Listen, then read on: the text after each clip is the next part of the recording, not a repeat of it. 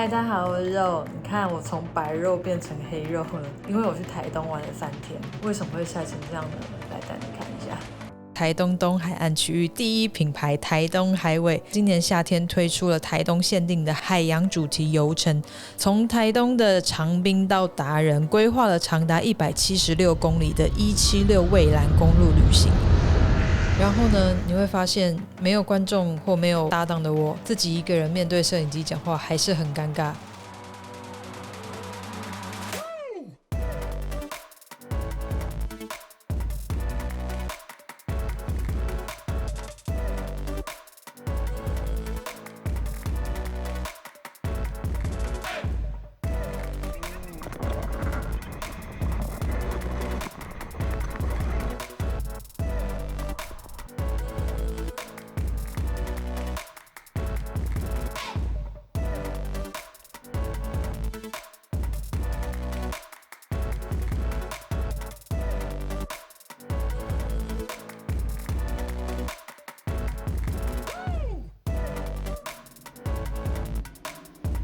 上或上把它用棍越棍越好。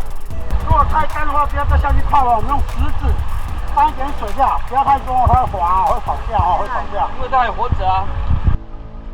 来，我去帮你弄。不要！来，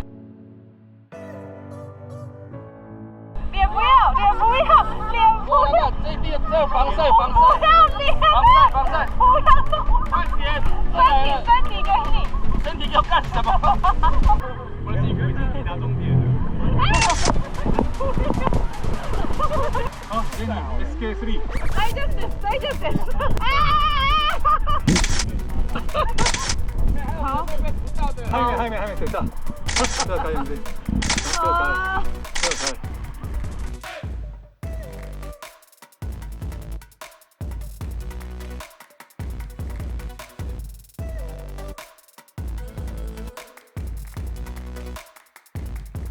Hello， 大家好，我是肉肉。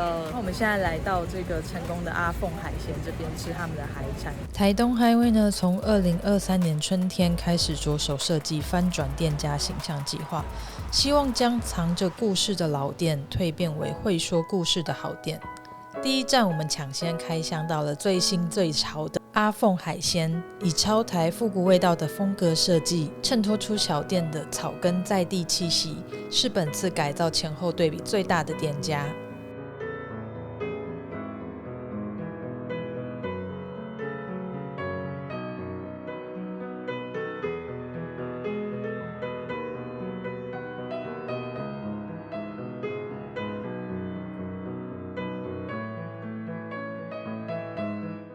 今天我们的海光走读，基本上我们的精神都是以在地为出发的核心，去创造很多跟外界的来旅行的朋友的各式的不一样的载体的连结。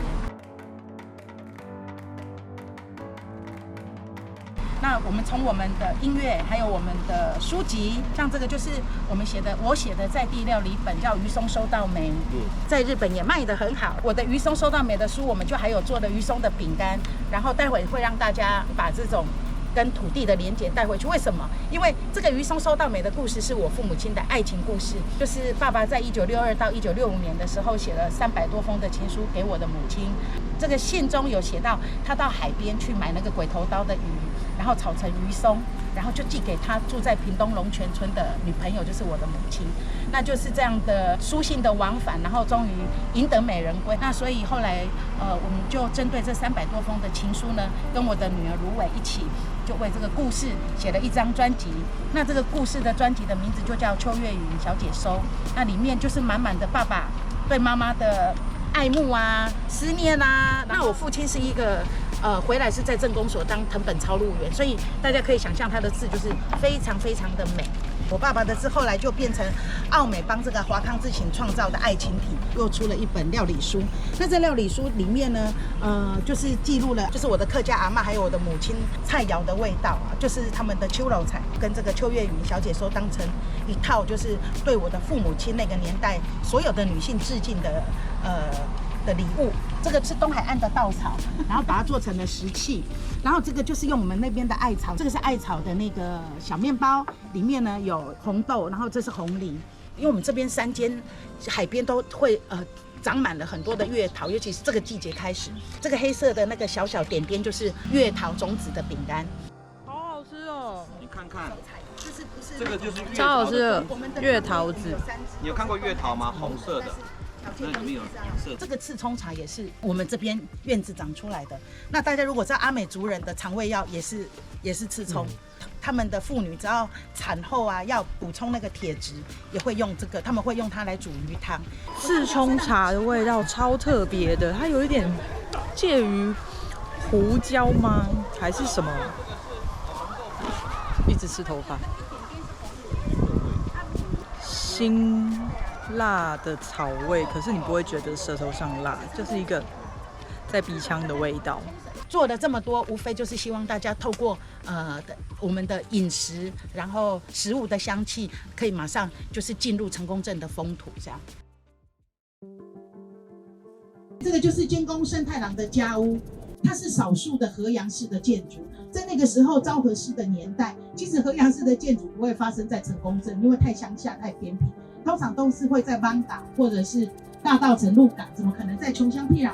但是呢，监工盛太郎比较有趣的是，这时候总督府就要派他到别的地方，他就毅然决然的拒绝，他就递出了他的辞官令，他说我太爱成功镇了，我才不想离开这里，我宁愿不要当官。昭和7年，我们的港口1932年完工，他也在当年就开始盖他的家屋。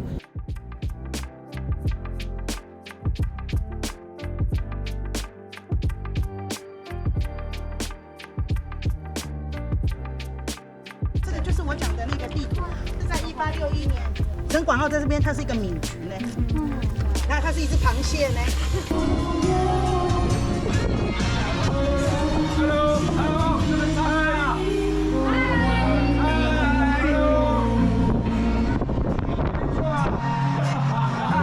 要不要招招手？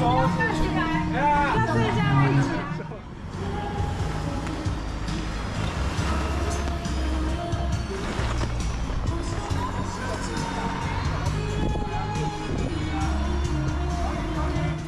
顺大新港是成功镇上少有的超高级渔村招待所，位于海港角落，漫步到鱼市不超过3分钟，是真新鲜直送、无敌渔港景色与奢侈鱼鲜的顶级餐厅。